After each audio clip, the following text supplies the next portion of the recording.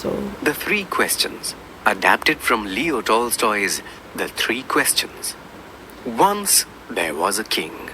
He wanted to know the answers to three important questions which were puzzling him. He thought that he would never fail in anything he might undertake if he knew the answers to those questions. His three questions were: how can I learn to do the right thing at the right time?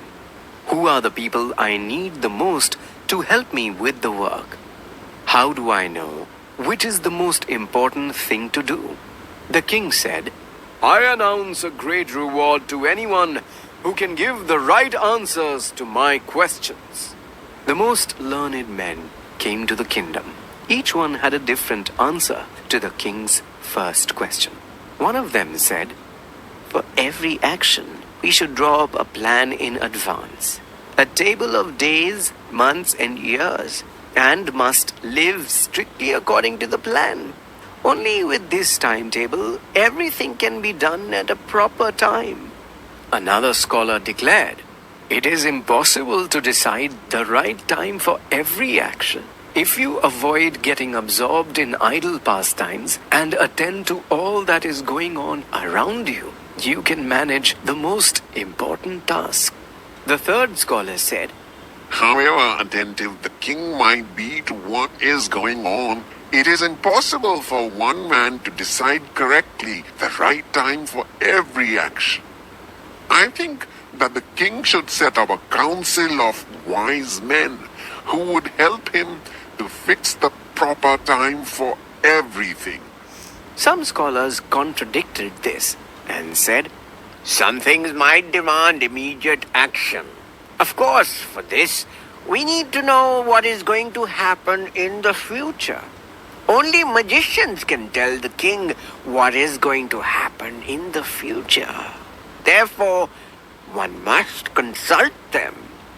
Equally various were the answers to the second question.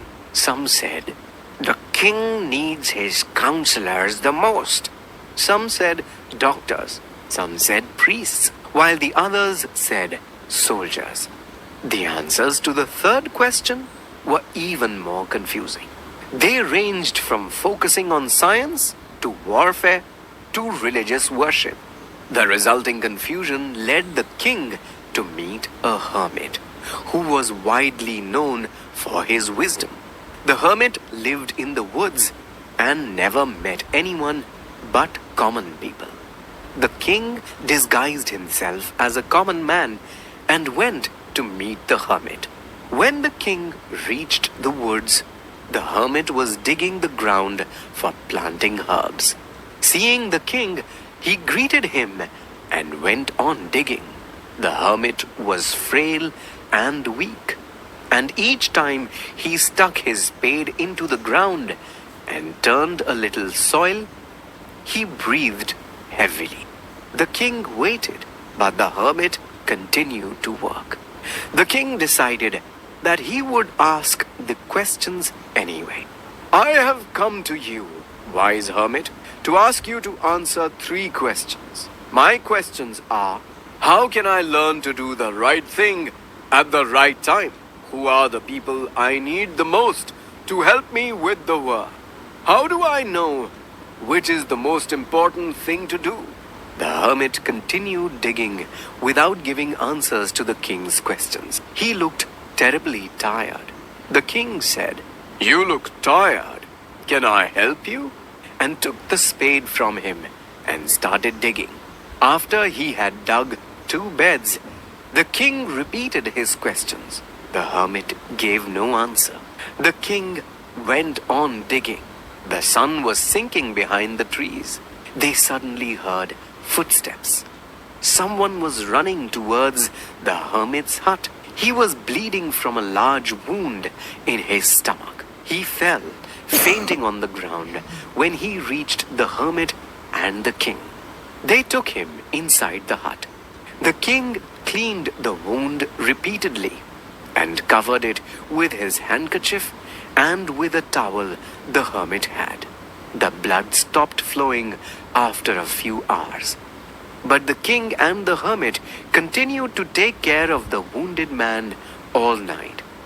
In the morning, when the man awoke, he stared at the king for a few seconds. He was overcome with shame when he realized it was the king who had saved his life. "Forgive me," cried the man when the king looked at him. "I have nothing to forgive you for." "Who are you?" said the king. "I am your enemy from the neighboring kingdom, who had sworn to kill you because you had killed my brother in a battle. When I heard that you were coming to meet the hermit in disguise, I followed you so that I could kill you. Your men, however, caught me and wounded me. How can I thank you for saving my life? If you hadn't dressed my wounds and looked after me, I would have bled to death. From this day onwards, I will serve you as your most faithful slave, and will ask my sons to support you. Forgive me." A little later, the king went out to see the hermit again. "I am asking you for the last time. Can you give me the answers to my questions?" "Do you still need an answer from me in words? When you came to see me, you saw me working. And when you saw that I was getting tired, you decided to help me. If you hadn't decided to stay and help, you would have been killed by your enemy on your way back. I would say that the most important action was helping me. The most important person was someone whom you were helping. Me first, and the wounded man later. If that man had died, he wouldn't have made peace with you. Therefore, the most important time is always now. The most important person is the one who needs your help. The most important action is to comfort the person who needs help.